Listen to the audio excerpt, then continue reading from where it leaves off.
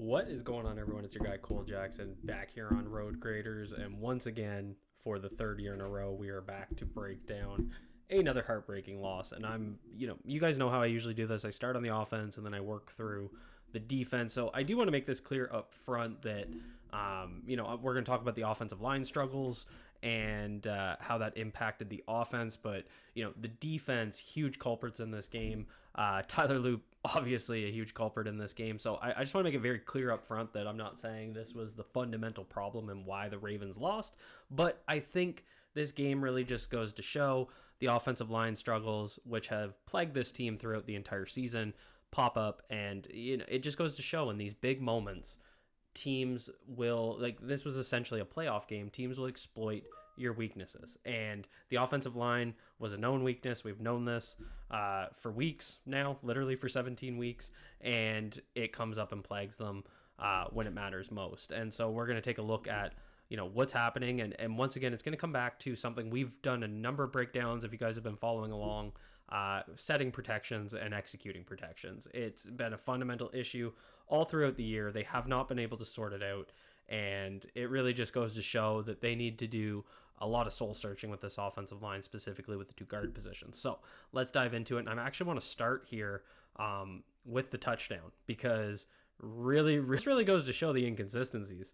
When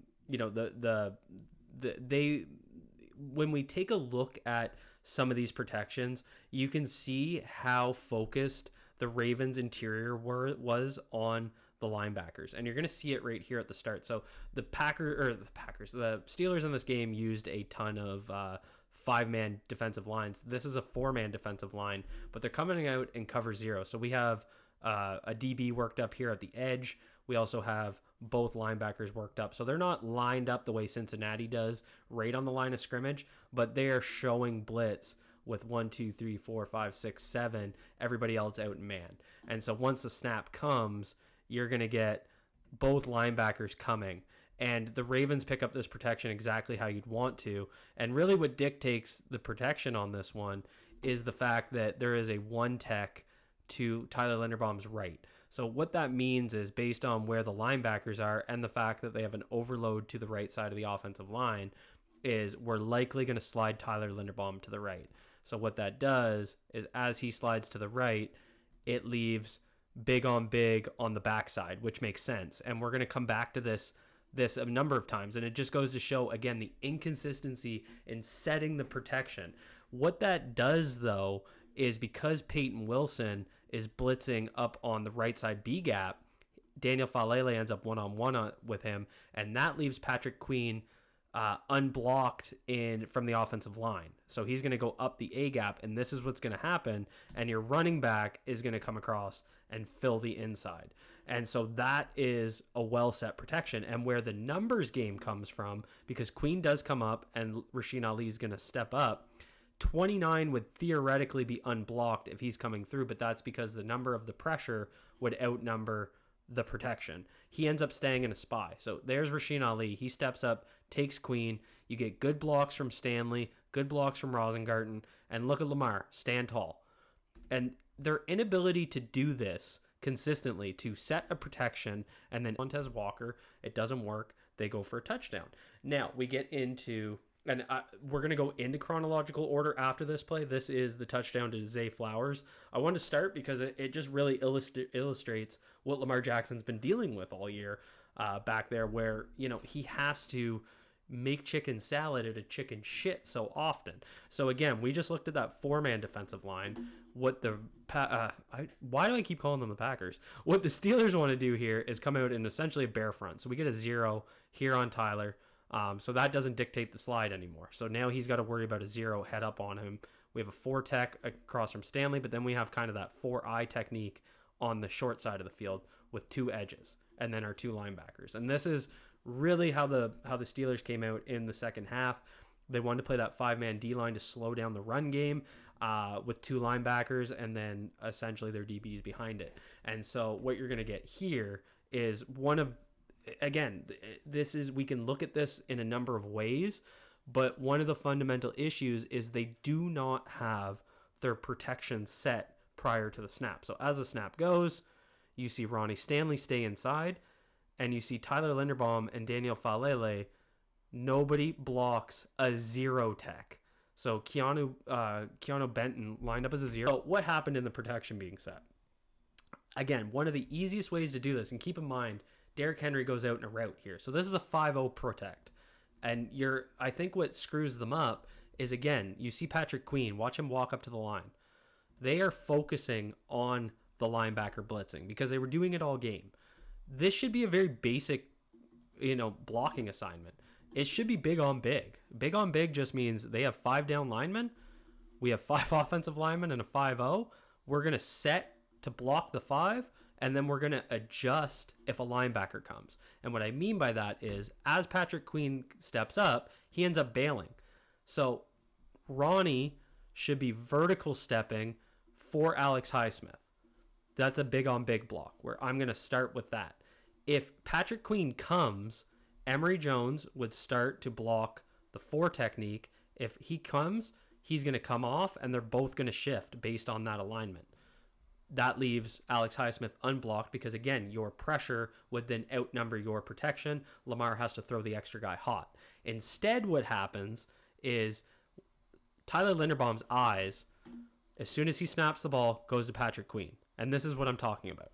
So he steps right, but then looks left as if he's reading over here. Ronnie and Emory Jones both double Cam Hayward. Nobody blocks Highsmith. There is no reason, unless 6 is coming, for that to happen. This is just a bad protection call, given what the pre-snap alignment is. Now, what makes it even worse is, as Tyler looks left, the right side does block in a big on big alignment. So, and you can see exactly what I mean with Roger. So Roger's going to vertical step.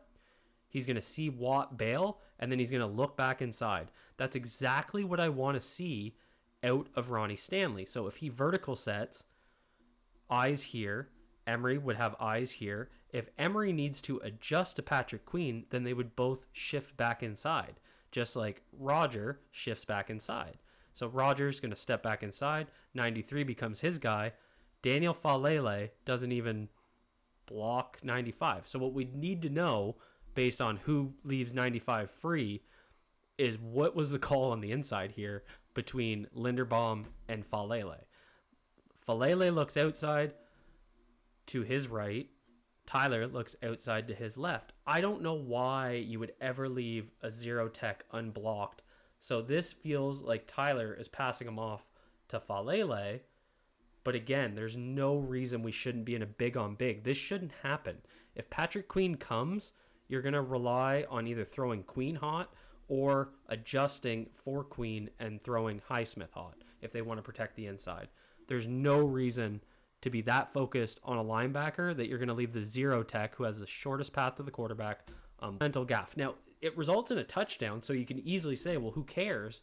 But this is what I mean. This offensive line, in big moments all year, has been a fundamental flaw, and it has plagued this team time and time again. Lamar Jackson has to become Superman on that play for it to be a touchdown. And hell of a play, no doubt about it. But it's a bad process. Now we go back into some chronological order stuff. So we're back in the start of the game here. We're on 3rd and 6. 4-man alignment. This is first half, so you're seeing less of the 5-man stuff. But they're going to stack their linebackers here, which they did quite a bit. So Queen is lined up. Tyler's pointing at him and essentially treating this as a zero tech, even though he is a stand-up linebacker. So you see Herbig in behind him, and they're going to bring both. And so right here, they set this up pretty well. So they go with that big on big alignment that I'm talking about. And you see both edge rushers bail out. But again, you saw Ronnie take that vertical step, Roger take that vertical step, and then once they bail out the edge player, they adjust inside. And that's what I was just saying on that last rep. They should have. Now, because they blitz 2 in that A gap where they have one basically take on Tyler and then bring Herbig late, Rasheen Ali needs to step up and take on Herbig. And this is on 3rd and 6. So again, your pass protection, and this isn't a timing thing. This isn't a good adjustment by the Steelers to send Herbig up the middle, but your running back needs to be better in pass pro than that. You're going to run into a similar issue here where they're going to ask Derrick Henry to block the backside edge player. And again, I think we're overly concerned. We're in that 5-man line again. So we got 5 here, 0 tech head up, basically in a bear front. We got 2 4-eyes, so they're in a bear front. Patrick Queen walking up, and they're going to be overly concerned about the linebacker. And you see Voorhees points at him. My guy, my guy, my guy. I don't agree with that. I think the running back should be stepping up and taking on a linebacker rather than asking him to block on the backside against Highsmith. And you see it right here. Voorhees adjusts for Queen, Stanley for Cam Hayward, which is the 4 tech, and then they're going to ask Henry to block Highsmith on the backside. We're big on big everywhere else. But yet we're going to adjust to this linebacker who ends up bailing out. Voorhees stays in essentially a spy, but we're going to ask Henry on the backside on the left side on 3rd and 5. So again, I think that's a fundamental issue in the protection that they are setting. Now, I threw this play in. This is 2nd and 17. It's a sack. This, I actually don't blame the protection or the offensive line. I just want to show this because it did count as a sack. The reason this play fails, it's on 2nd and 17. They're trying to run a screen to Mitchell out here. And watch the path of Highsmith. He's going to take this weird loop path, almost like he knew the screen was coming, and maybe he just predicted it based on being 2nd and 17. But as he takes that loop right there, it disrupts where Keaton Mitchell is vis-a-vis Ronnie Stanley, because Ronnie Stanley wants to work Highsmith up the field, but he took this really wide loop, and when he did that, he completely it goes back to 3rd and 20. So just threw that in because it did count as a sack. It wasn't really on the offensive line there. Very bizarre route for the offensive lineman to take there, or for the edge to take there, but obviously very effective. Again, he must have been expecting it. Now we get into 2nd and 10. It's 10-10 at this point. Big moment in this game coming out in that bear front, as I've been talking about. We got 2 4 techniques. We got the 0 technique, 2 edge players. Patrick Queen lined up over top. We got a 5-man line in a spread look with 1 running back. Snap's going to come. They bring in Andrews. There goes the snap. We're in big on big. Which makes sense based on the pre-snap alignment. We're in big on big. Henry's going to look inside. He's going to step up. If you go back to those other play calls that we were just talking about, this makes sense against a bear front. Big on big, and then adjust to the blitzer. That's exactly what they do. They have Henry step up. He doesn't blitz, but then this becomes an execution issue where you're going to get Roger Rosengart in a kick step against TJ Watt, and then you're going to get Andrew Voorhees having to get out in space against Cam Hayward, and TJ Watt and Cam Hayward just have great reps here. You see Roger immediately driven back. Just super immediate, right into Lamar's lap as he's trying to read. Steelers are playing press behind this because the Steelers can get pressure with just their defensive line without blitzing constantly. You see it drop right into Lamar's lap. He has to step up. As he's stepping up, Voorhees is getting driven through by Cam Hayward, who ends up getting to him. Ball comes out on a throwaway. So, again, this is where obviously you can't blame everything on the protection being set. That's just execution. The 2 best players on the Steelers defensive line make a play. The Ravens O-line just needs to be better there. Roger has really struggled anchoring against some of these power rushes, as has Andrew Voorhees. So they get away with that there. Now we get to 3rd and 7 on the last drive. So this, obviously, we get the 4th down conversion, but right before that, the Steelers are doing that exact same setup where they got Herbig with Queen over top. They got TJ Watt and Highsmith out there. This is, again, I find they're operating as if this is a 0 tech because they're going to blitz here and then bring Herbig up. Good use to get 3 edge rushers on the field as they step him up. Another play here made here by Herbig. I think they adjust really well to this. So they're going to adjust away. I have no issue with this because they're adjusting for something Herbig's constantly doing, which is bringing both up the middle. They bring Henry out to the edge immediately. So they're basically, this would be a full line slide to the left with your running back blocking the backside. Obviously, asking Henry to block TJ Watt's going to be a tough ask, but based on the way they're looking at this pre-snap, I think the protection call was set properly, but you see Tyler Linderbaum miss on Herbig. So Tyler answer for that alignment with the edge player stacked with Patrick Queen in the middle of the field.